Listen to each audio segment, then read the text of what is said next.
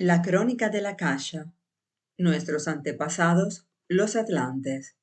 Nuestros antecesores, los atlantes, diferían del hombre actual mucho más de lo que podrían imaginarse aquellos cuyo conocimiento se circunscribe del todo al mundo de los sentidos. Esa diferencia no radicaba solo en la apariencia externa, sino también en las facultades espirituales. El conocimiento que ellos tenían, sus artes técnicas, toda su cultura, era distinta de todo lo que hoy podemos observar. Si retrocedemos a los primeros períodos de la humanidad, Atlante, nos encontramos con una capacidad mental muy distinta a la nuestra. La razón lógica, el poder de asociación aritmética sobre el que descansa todo lo que hoy se produce, no existían entre los primeros atlantes. Por otro lado, poseían una memoria altamente desarrollada, memoria que era una de sus facultades más prominentes. El Atlante, por ejemplo, no realizaba sus cálculos como lo hacemos nosotros, aprendiendo reglas que luego se aplicaban. La tabla de multiplicar era algo totalmente desconocido en tiempos atlantes. Nadie imprimía en su intelecto el que el 3 por 4 fueran 12, pues si alguien debía hacer ese cálculo, lo conseguía recordando situaciones idénticas o similares. Lo que hacía era recordar cómo había sido en ocasiones anteriores. No olvidemos que cada vez que se desarrolla una nueva facultad en un organismo, otra facultad se debilita y pierde agudeza. El hombre actual es superior al Atlante en lo relativo al raciocinio, a la habilidad combinatoria, pero por otro lado, la memoria se ha deteriorado. Hoy en día, el hombre piensa en conceptos, pero el Atlante pensaba en imágenes. Cuando le aparecía una imagen en el alma, recordaba numerosas imágenes similares que ya había experimentado y orientaba su juicio en consecuencia. Por ello, toda enseñanza en la época era de un carácter totalmente distinto al de períodos posteriores. No se pretendía suministrarle leyes al niño para que agudizara su razón. Lo que se hacía era presentarle la vida en vívidas imágenes para que pudiera recordar el máximo posible al tener que actuar en determinadas condiciones. Cuando el niño había crecido y se enfrentaba con la vida, ante toda situación que en ella debía manejar, podía recordar algo semejante en lo que se le había presentado en el curso de su educación, y le iba mejor cuanto más similar fuera la nueva situación a la que ya había visto, tanto mejor le resultaba su actividad. En condiciones totalmente nuevas, el Atlante debía depender de la experimentación, mientras que en este aspecto el hombre moderno lo tiene todo más fácil, porque está equipado de leyes y puede aplicarlas sencillamente en las situaciones nuevas que se le presentan. El sistema educativo atlante dotaba a toda la vida de uniformidad. Durante largos períodos, las cosas se hacían siempre de la misma manera. La memoria fiel no permitía que se desarrollara nada remotamente parecido a la celeridad de nuestro actual progreso. Uno se limitaba a hacer lo que siempre había visto antes. No se inventaba, se recordaba. El Atlante no era una autoridad que hubiera aprendido muchas cosas, sino alguien que había vivenciado mucho y por ello podía recordar muchas cosas. En la época Atlante, a uno le hubiera sido imposible decidir sobre un hecho importante antes de alcanzar cierta edad. Por eso se confiaba solo en la persona que pudiera recordar su larga experiencia. Pero esto no sucedía con los iniciados y sus escuelas, porque ellos están por delante del nivel evolutivo de su época. Para ser admitido en las escuelas iniciáticas, El factor decisivo no es la edad, sino que el solicitante haya adquirido en sus anteriores encarnaciones las facultades para recibir la sabiduría superior. La confianza que se tenía en los iniciados y sus representantes en la época atlante no se basaba en la riqueza de su experiencia personal, sino en la antigüedad de su sabiduría. En el caso del iniciado, la personalidad cesa de tener importancia y se pone totalmente al servicio de la sabiduría eterna. Por ello, los rasgos característicos de un período particular no se le pueden aplicar a él. Mientras el poder de pensar lógicamente estaba ausente entre los atlantes, en particular los más antiguos, poseían en su memoria altamente desarrollada algo que daba un carácter especial a todo lo que hacían. Pero con la naturaleza de todo ser humano se relacionan siempre otros. La memoria, por ejemplo, está más cercana al fundamento natural del hombre que la razón, y vinculados a ellas, estaban desarrollados otros poderes más cercanos, aún, a los que los seres naturales subordinados de lo que están los poderes humanos contemporáneos. Por eso, los atlantes podían controlar lo que llamamos la fuerza vital. Igual como hoy, se extrae la energía térmica del carbón y se la transforma en poder, motor para nuestros medios de locomoción. Los atlantes sabían cómo poner la energía germinal de los organismos al servicio de su tecnología. Podemos hacernos una idea de ello si nos imaginamos lo siguiente. Imaginemos el núcleo de una semilla. En ella se oculta una energía latente, la energía que provoca en el tallo brote de la simiente. La naturaleza puede despertar esa energía que reposa en la semilla. El hombre moderno no puede hacerlo a su voluntad. Ha de enterrar la semilla y dejar que ese despertar lo provoque en las fuerzas naturales. El Atlante, sin embargo, podía actuar de otro modo, porque sabía cómo convertir la energía de un grupo de semillas en poder técnico, tal como el hombre moderno puede transformar la energía térmica de una cantidad de carbón en dicho poder. En el período Atlante se cultivaban plantas no solo para usos alimentarios, sino también para disponer de las energías en ellas latentes, para el comercio y la industria.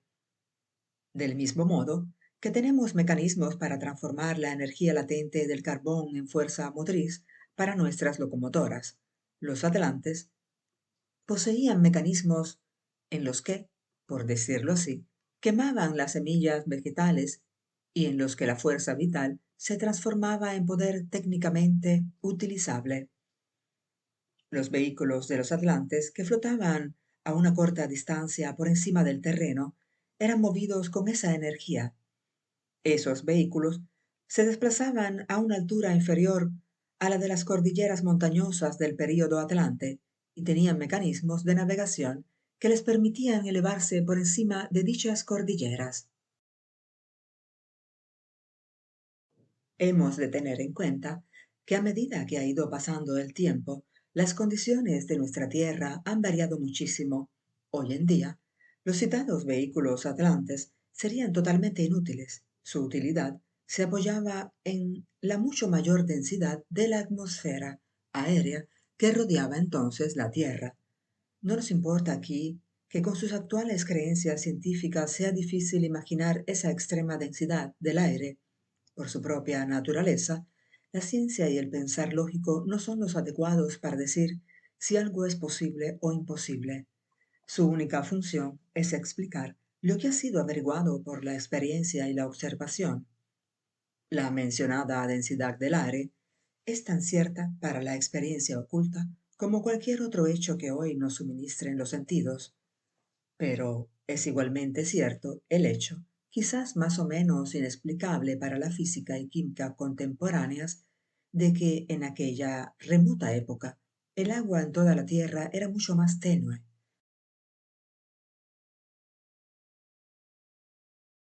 Por su ligereza, el agua podía ser dirigida por la energía germinal utilizada por los atlantes para usos técnicos hoy imposibles.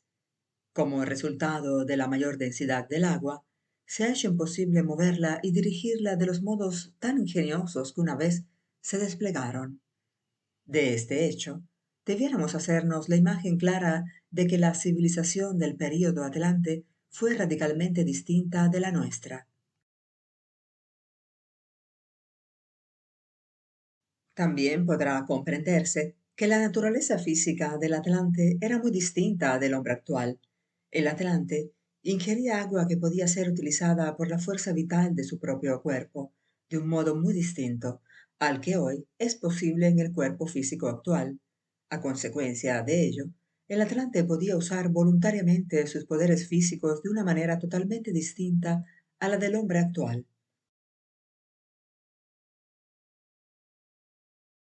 Poseía medios para incrementar sus propios poderes físicos en su interior, cuando los necesitaba para lo que estaba haciendo.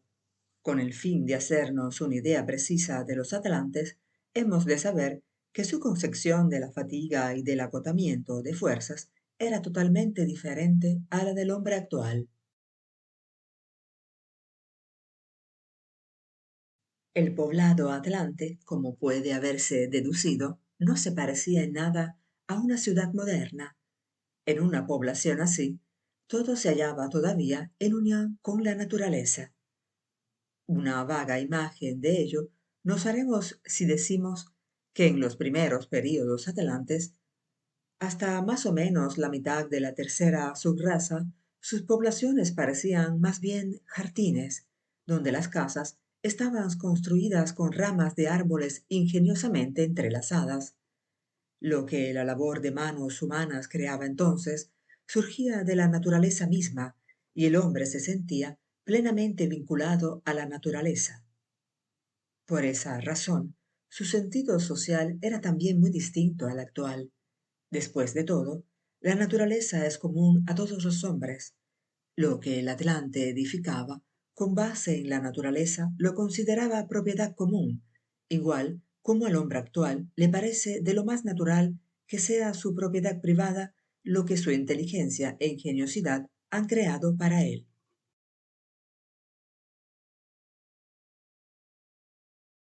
Quien se familiarice con la idea de que los atlantes poseían poderes espirituales y físicos descritos, comprenderá también que en épocas aún anteriores la humanidad presentaba una imagen que sólo en algunos puntos aislados está acostumbrada a ver hoy en día. No sólo los hombres han cambiado enormemente en el transcurso del tiempo, sino también la naturaleza circundante. Las formas vegetales y animales han variado. Toda la naturaleza de la Tierra ha pasado por transformaciones. Regiones de la Tierra antaño habitadas fueron destruidas, mientras que han aparecido otras nuevas.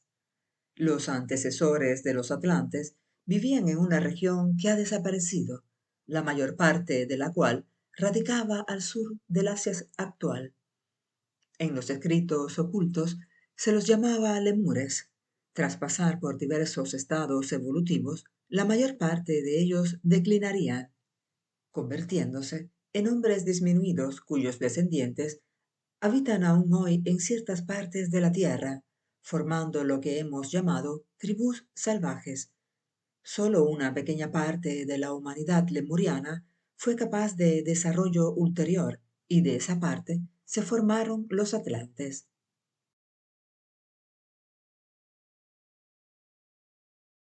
Posteriormente sucedió algo similar. La mayor parte de la población atlante fue entrando en declive, y de una minúscula porción descendieron los llamados arios, que incluyen toda la actual humanidad civilizada. Según la nomenclatura de la ciencia espiritual, los lemures atlantes y arios son razas raíz de la humanidad. Si nos imaginamos que a los lemures les precedieron otras dos razas raíz y que dos más sucederán en el futuro a los arios, nos encontraremos con un total de 7. La una surge de la otra, precisamente, del modo que hemos descrito para los lemures, atlantes y arios. Cada raza raíz posee características físicas y espirituales totalmente distintas a las que le precede. Si los atlantes, por ejemplo, tenían una memoria particularmente desarrollada y todo lo que con ella se relaciona. Actualmente, la tarea de los arios es desarrollar la facultad del pensamiento y todo lo vinculado con él. En cada raza raíz han de pasar también varias etapas, y son siempre 7. Al principio del período en que comienza una raza raíz, sus características principales están en una condición muy juvenil. Poco a poco van madurando hasta entrar finalmente en declive. La población de una raza raíz, por tanto, se divide en 7 subrazas. Si bien no hemos de imaginar que una subraza desaparezca de golpe cuando se desarrolla la nueva. Cada una de ellas puede mantenerse aún por mucho tiempo, mientras otras se desarrollan paralelamente.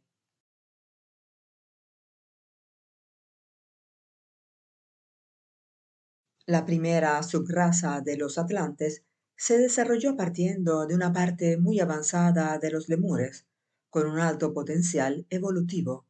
La facultad de la memoria apareció solo en sus rudimentos entre los lemures y tan solo en el último período de su desarrollo. Hemos de imaginarnos que si el lemur podía hacerse representaciones de lo que experimentaba, no podía retenerlas, pues inmediatamente olvidaba lo que se le había presentado. Sin embargo, el hecho de que viviera en una determinada cultura, con herramientas, construcción de edificios, etc., se lo debía no a sus propias capacidades representativas, sino a una fuerza espiritual en su interior que se le manifestaba en forma instintiva. Pero no hemos de imaginarnos que fuera el instinto actual de los animales, sino algo muy distinto.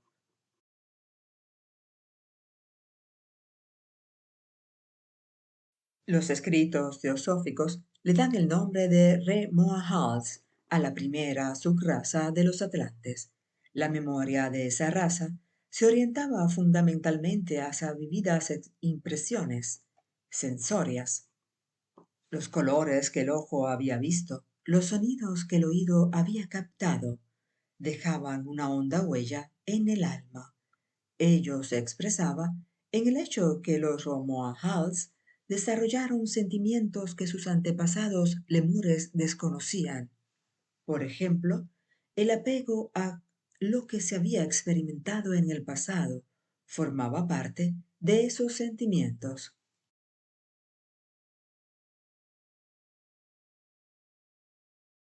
Con el desarrollo de la memoria iba ligado el del lenguaje. En la medida que el hombre no retuviera lo pasado, no podía producirse ninguna comunicación verbal de lo que se había vivido. A raíz de que en el último período lemuriano habían aparecido los primeros rudimentos de la memoria, también fue posible, en esa época, que naciera la facultad de dar nombres a lo que se había visto y oído. Solo quienes poseían la facultad de recordar podían utilizar el nombre que se le había dado a cada cosa. El período atlante, por tanto, vio nacer y desarrollarse el lenguaje. Gracias a él, se estableció un vínculo entre el alma humana y los objetos afuera del hombre.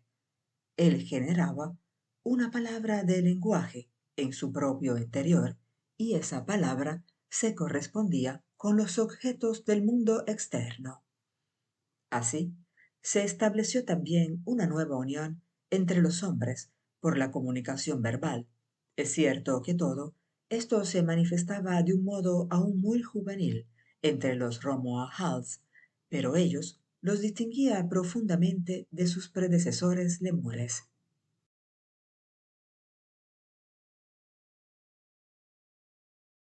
Los poderes anímicos de esos primeros atlantes tenían algo de las fuerzas naturales. Eran hombres mucho más vinculados a los seres naturales de su entorno de lo que estarían luego sus sucesores.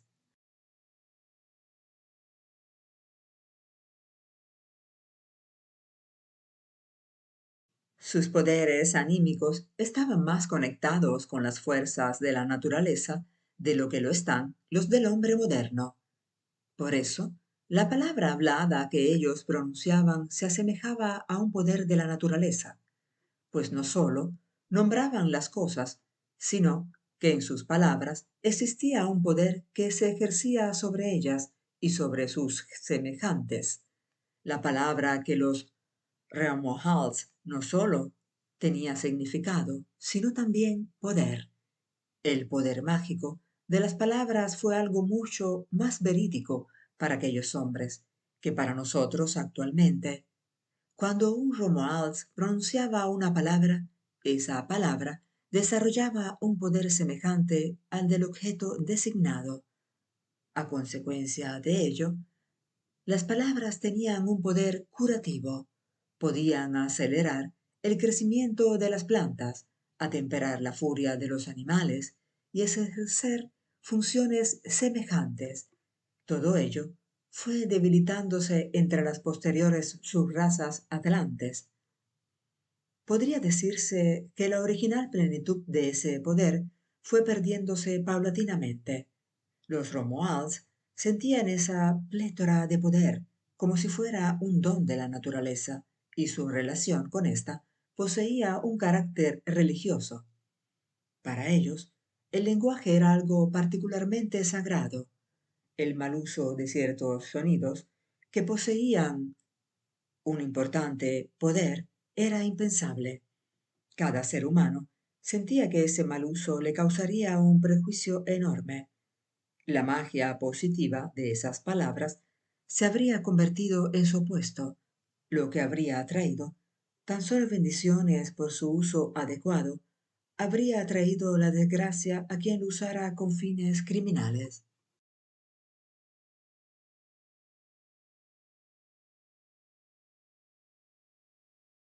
En una especie de inocencia afectiva, los Romualds atribuían su poder no tanto a sí mismos, sino a la naturaleza divina que actuaba en ellos. Eso fue cambiando entre las gentes de la segunda subraza, los Tablatli, que empezaron a sentir su propio valor personal. La ambición, cualidad desconocida entre los Romualds, fue haciéndose sentir entre los hombres. La memoria se transfirió, en un sentido, a la concepción de la vida comunitaria. Quien podía mirar retrospectivamente hacia ciertos actos exigía que sus semejantes se los reconocieran.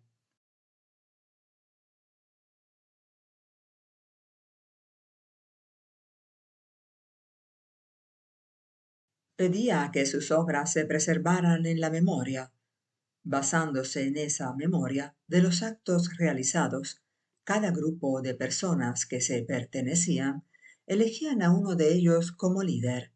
Así, se desarrolló una especie de rango regio, cuyo reconocimiento se preservaba incluso más allá de la muerte.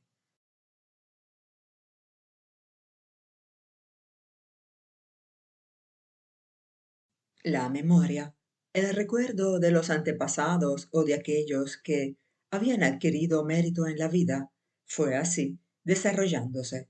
De ahí surgió, entre algunas tribus, una especie de veneración por los difuntos, un culto a los antepasados, culto que se prolongó en tiempos mucho más tardíos y tomó las formas más diversas. Entre los Romualds, un hombre era apreciado mientras pudiera exigir respeto en un momento particular mediante sus poderes. Si alguien quería ser reconocido por lo que había hecho en días anteriores, debía demostrar con nuevos actos que todavía poseía su antiguo poder. Tenía que evocar los antiguos hechos mediante nuevos actos. No se apreciaba lo que se había hecho por lo hecho en sí. No fue hasta la segunda subraza que se consideró el carácter personal de un hombre, hasta el punto de tomar las cosas que había hecho en su vida para evaluarlo.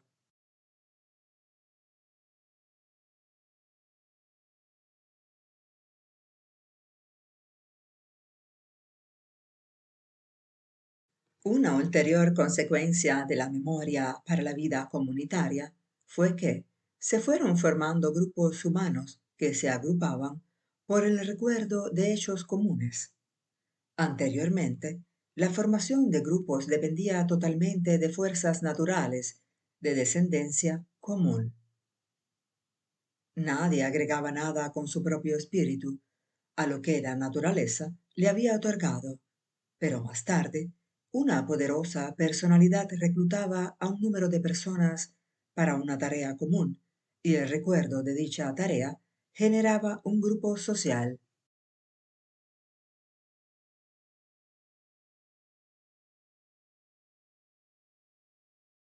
Ese tipo de vida social comunitaria se desarrolló del todo en la tercera subraza, la de los toltecas.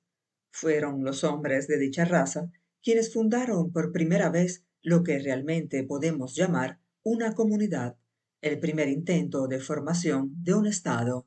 El liderazgo, el gobierno de dichas comunidades se transmitía de generación en generación. El padre transmitía al hijo lo que hasta entonces había sobrevivido tan solo en la memoria de los contemporáneos. Los hechos de los antecesores no debían ser olvidados en toda su línea genealógica.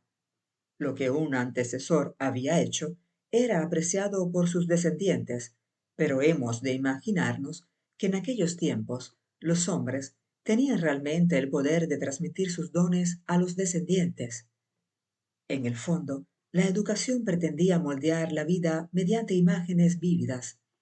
La eficacia de esa educación se basaba en el poder personal que emanaba del educador. El maestro no agudizaba el poder pensante del alumno, sino que desarrollaba en él los dones de un tipo más instintivo. Con ese sistema educativo se transmitían generalmente las capacidades del padre al hijo.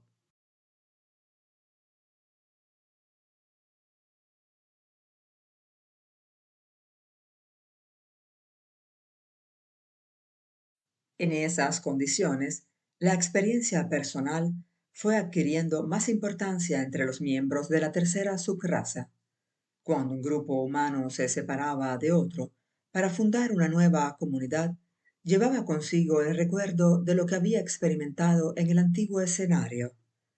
En ese recuerdo, no obstante, había algo que el grupo no encontraba adecuado para sí mismo, algo con lo que se sentía incómodo. Por esa razón, intentaba crear algo nuevo y de esa manera fueron mejorando las condiciones en cada una de las nuevas fundaciones. Y era natural que lo mejor también se imitara. Esos hechos explican el desarrollo de aquellas comunidades florecientes del período de la tercera subraza Atlante, descrita en la literatura oculta. Las experiencias personales que se adquirían encontraban apoyo en los iniciados en las leyes eternas de la evolución espiritual. Los poderosos gobernantes eran ellos mismos, iniciados, de tal modo que la habilidad personal encontraba pleno apoyo. Con su habilidad personal, el hombre se prepara gradualmente para la iniciación.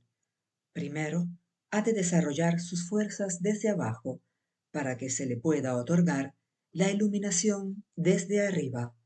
De esa manera, los reyes y conductores de pueblos iniciados atlantes fueron apareciendo.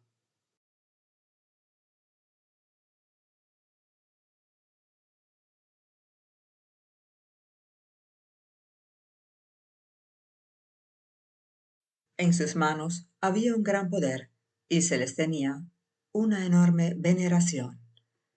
Pero en ese hecho reside también la razón de su degradación y declive.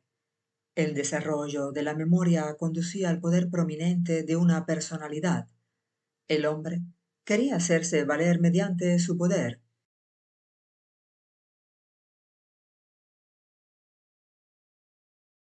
Cuando mayor era éste, tanto más quería explotarlo para su propio beneficio. La ambición que se había desarrollado se convirtió en un notable egoísmo, surgiendo así el mal uso de dichos poderes. Si consideramos las capacidades de los atlantes, que procedían de su dominio de la fuerza vital, comprenderemos que ese mal uso tuvo inevitablemente enormes consecuencias. Un amplio poder sobre la naturaleza podía ponerse al servicio del egoísmo personal.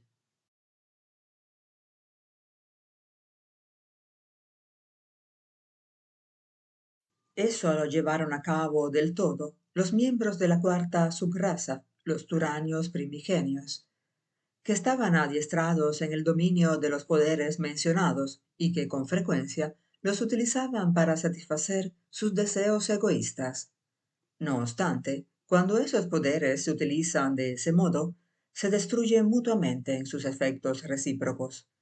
Es como si los pies quisieran tosudamente llevar a un hombre hacia adelante, mientras su tronco quisiera ir hacia atrás. Ese efecto destructivo sólo podía ser detenido con el desarrollo de una facultad superior en el hombre, la facultad del pensar. El pensar lógico tiene un efecto restrictivo en los deseos egoístas personales.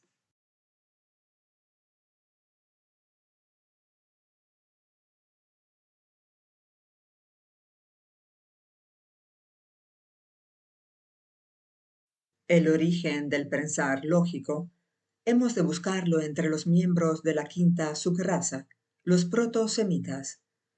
Los hombres comenzaron a trascender el mero recuerdo del pasado y a comparar las diversas experiencias. Así, se desarrolló la facultad del juicio. Los deseos y apetitos se regían según esta facultad de juicio. Se empezó a calcular y a combinar, a trabajar mentalmente.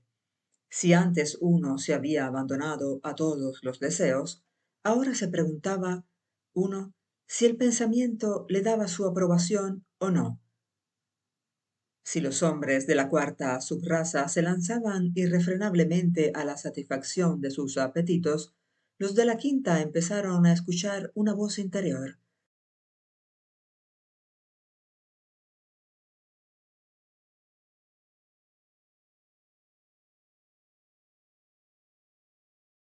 Una voz que examina los apetitos, aunque no pueda destruir las demandas de la personalidad egoísta. De ese modo, la quinta subraza transfirió los impulsos para la acción hacia el interior del hombre. El hombre que desea dominarse a sí mismo y saber lo que ha de hacer y lo que no, pero lo que ganaba en su interior con respecto a la facultad del pensar, lo iba perdiendo en control de las fuerzas exteriores de la naturaleza.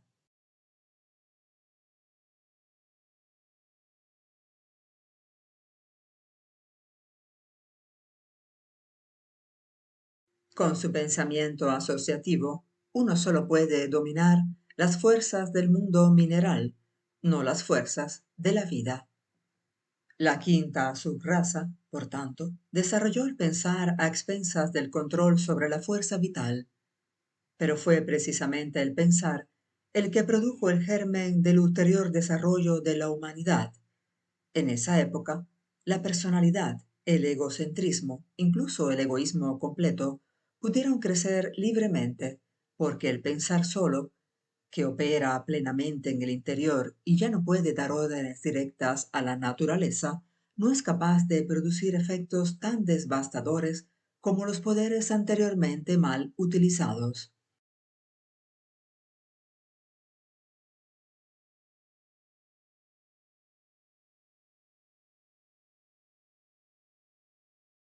Los más dotados de esa quinta subraza fueron seleccionados para sobrevivir al declive de la cuarta raza raíz y formar el germen de la quinta raza raíz, la área, cuya misión es el desarrollo completo de la facultad pensante. Los hombres de la sexta subraza, Atlante, los acadios, desarrollaron la facultad del pensar aún más que los de la quinta, pero se diferenciaban de los proto-semitas en su uso más amplio de dicha facultad. Se dijo que, Si el desarrollo de la facultad pensante evitaba que las demandas de la personalidad egoísta tuvieran los mismos efectos destructivos que habían tenido entre subrazas anteriores, esas demandas no se extinguían por ello.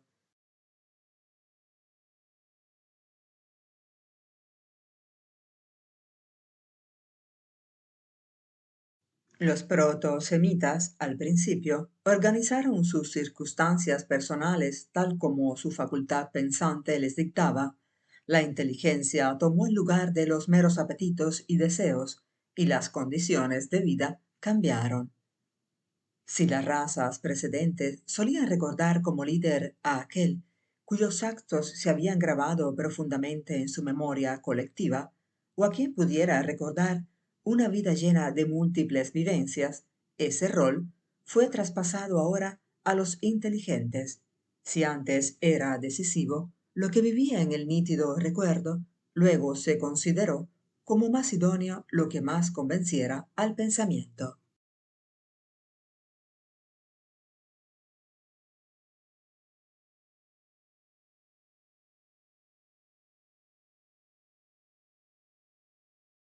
Bajo la influencia de la memoria, uno se apegaba a una misma cosa hasta que la encontraba inadecuada, y entonces era perfectamente natural que quien pudiera remediar una necesidad introdujera una innovación. Pero a consecuencia de la facultad del pensar, se fue desarrollando una manía por las innovaciones y cambios. Cada uno quería poner en práctica lo que su inteligencia le sugería. Comenzaron así a extenderse condiciones turbulentas en la quinta raza y en la sexta, condujeron a sentir la necesidad de someter el pensar egoísta del individuo a leyes generales. El esplendor de las comunidades de la tercera subraza se basaba en que los recuerdos comunes aportaban orden y armonía. En la sexta, ese orden había de producirse con leyes pensadas. Por eso hemos de buscar, en esa sexta subraza, el origen de los reglamentos de la justicia y de la ley. Durante la tercera subraza, la separación de un grupo tenía lugar solo cuando sus miembros eran, digamos, expulsados de su comunidad, porque ya no se sentían cómodos en las condiciones que prevalecían a causa de la memoria. En la sexta, subraza, eso era esencialmente distinto.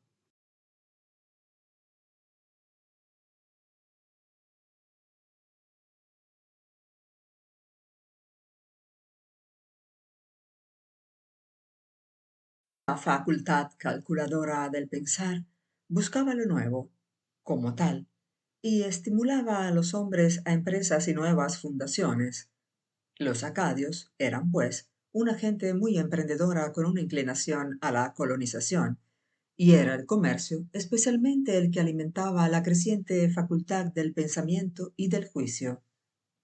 Entre la séptima subraza, los mongoles, se desarrolló también la facultad del pensar, pero las características de razas anteriores, especialmente las de la cuarta, continuaron presentes en ella y en un grado superior al de la quinta y sexta.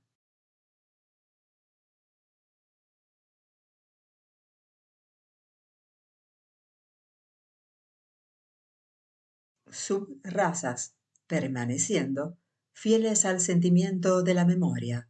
De ese modo, consideraban que lo más antiguo es también lo más sensible y que puede defender al máximo frente a la facultad del pensar. Es cierto que también perdieron el dominio sobre las fuerzas vitales, pero lo que en ellos se desarrolló como facultad pensante poseía también algo del poder natural de esa fuerza vital. Naturalmente, que habían perdido el poder sobre la vida, pero nunca perdieron la fe directa e ingenua en ella. Esa fuerza se había convertido en su Dios y por él hacían todo lo que consideraban correcto. Así aparecieron ante sus pueblos vecinos como si estuvieran poseídos por esa fuerza secreta y se rendían a ella en una fe ciega. Sus descendientes en Asia y en algunas partes de Europa manifestaban y manifiestan aún mucho de esas cualidades.